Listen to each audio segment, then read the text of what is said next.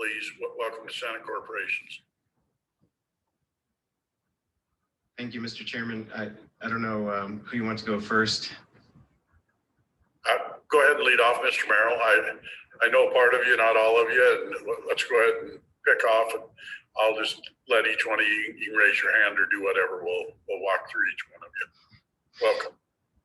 Thank you, Mr. Chairman. I'm Chris Merrill. I'm the Executive Director of the Equality State Policy Center. And I'm here today to speak in opposition to this bill. As you know, government transparency is central to my organization's mission, and it's also near and dear to my heart. And you've heard from several others, and you'll hear from others after me. So I'll try not to duplicate what's been said. And as I listened to this testimony and the debate on this bill throughout the interim, I was trying to figure out what exactly it is about this bill that seems off key. And I think it's a really simple, basic concept. This bill, as drafted, abandons a great tradition that we've had for a long time in this country and in this state, while shifting the burden from the government to the people. So the existing law requires local governments to publish this information in the local paper. And I know this might sound quaint and old-timey to folks, but I think this requirement has been a great benefit to the public, and it's been underpinned by a sound philosophy and tradition of open government. I hope we don't underestimate today the clear and powerful message this law has sent. We've said to local governments, it's incumbent on you to inform the people. This is one of your essential duties. And to me, this is the right message. It's the right approach.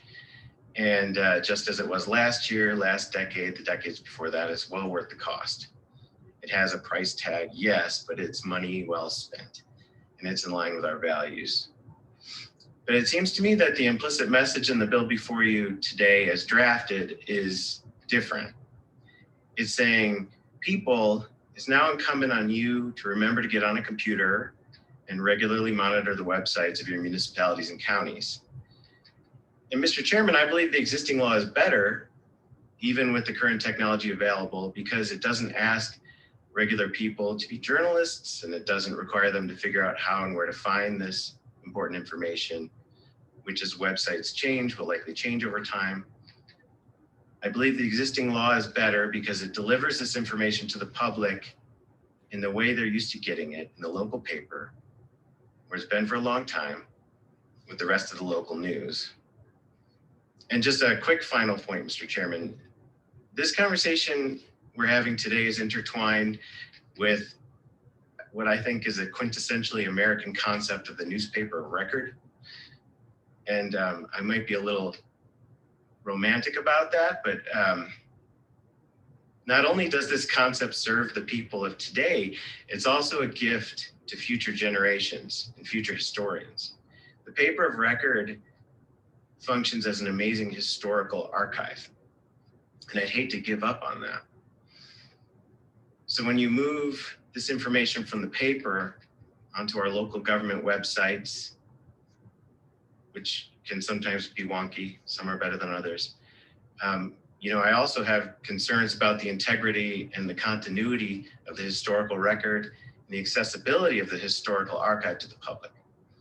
So, Mr. Chairman, I'd urge you to vote against this bill and uphold what I think is a great tradition of open government, keeping the burden on the government to inform the public and the historical record.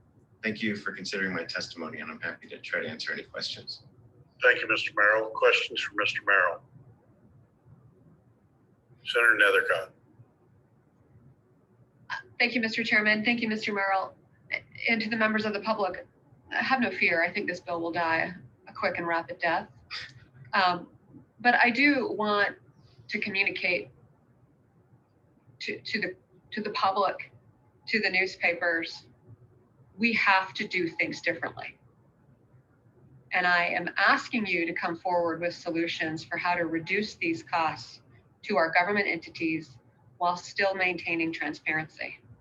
Simply sticking the feet in the ground and drawing a line in the sand and saying, no, no, no, fox is in the hen house, you know, mischief is underway, it's just not a solution. So the bill will die. We'll continue to do things the way that we always will, regardless of changing technologies and changing availability of providing information and for considerably less money. One. Two, there is technology out there that locks and archives websites, each page by page by page. So I just want everyone to be aware of that. When they're producing their own websites and putting material out there, you can just Google that or use whatever search engine you choose, and you can find all of the different sites available with archived website data to preserve all of that information for as long as our heart's content, which I think might be far safer than the basement of a newspaper in a downtown that is likely to catch fire. So, you know, just things to consider as we move forward in the future and continue to discuss this for years to come.